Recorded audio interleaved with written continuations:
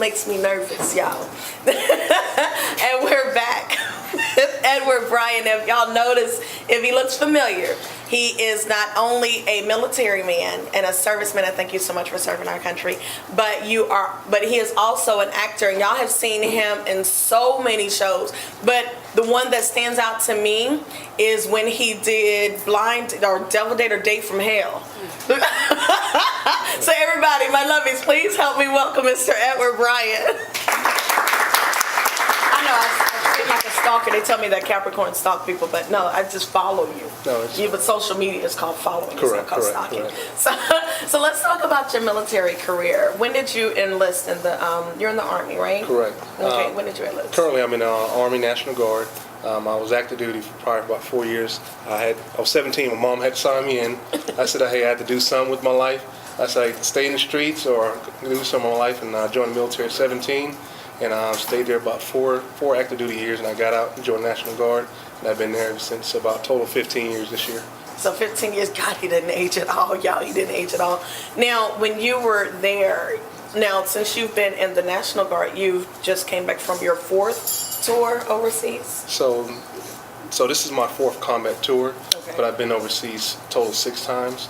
So this last time I just got back was my 4th combat tour. Wow, what was it like being over there? Thank you so much for your service. First of all, thank you. Y'all, let's give him a round of applause. We appreciate you so much for this. Now, what is it like going over there? The reality of it. Everyone asks me that every time, and it's always different each case. Depends on the war, depends on who we're fighting. But each time you're away from your family, so it's always hard. And you're not being there with your loved ones, even tougher.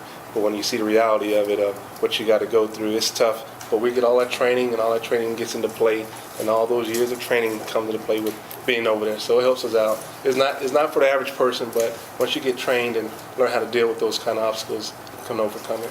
Now, one of your first ones that you did was like right before or right after your daughter was born?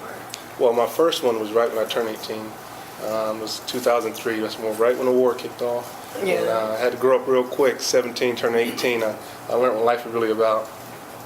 Wow. So when you went over there that young, what was your reality of it? When you went into the reality, it's not like Call of Duty, like people think. No, not at all. What is it like? They put us on a truck and we drove from Kuwait. Everybody entered Kuwait and we drove through Iraq. And at that point I realized that my life was really in my hands, in God's hands first, but my hands of being able to come back home. Because it's tough when you start to hear the bullets and all that and use the word, okay, God, I'm ready for you to show up now. So I was appreciative of that. Oh, well, we're glad that you made it back. It's like, so my dad said that when we went overseas, he was like, the only thing they told you was just come back alive. That's all he told me. He said, he was like, there wasn't an Army, Marines, or Navy. It wasn't a separation. It was just everybody working for one cause to come back alive.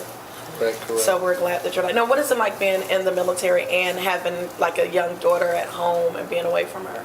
That's the toughest part because every father, have kids.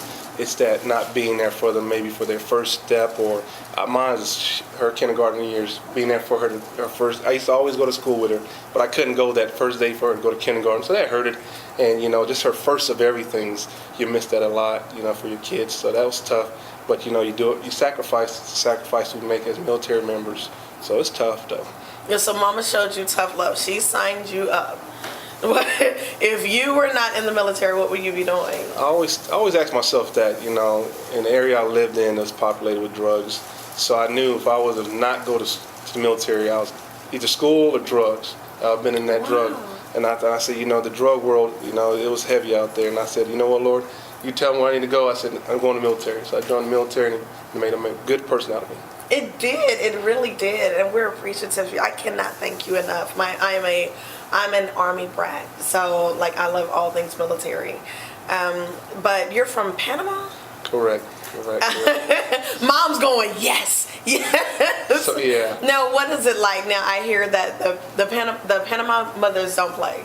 Correct. I grew up with a single parent. My mother, she grew up, raised 4 kids, so you learn off the back, don't mess with mama. But my mother, she's an awesome and strong woman, and I appreciate her. She brought us all from Panama, and I go back there and I see cousins, and their way of living for them, the way of life there is tougher and harder. And I'm living here all blessed and just thankful for that. So it helps you. That's another part of your Correct. reality, is it not? Correct. Well, when we come back, everybody, we're going to talk more, because I want to make sure that we have a lot of time to talk about your acting career. It had to be hard to get your acting career to actually start to take off. Correct. And then you have to go and do more tours overseas. So we're going to talk about that and more when your Sweet Danni J returns.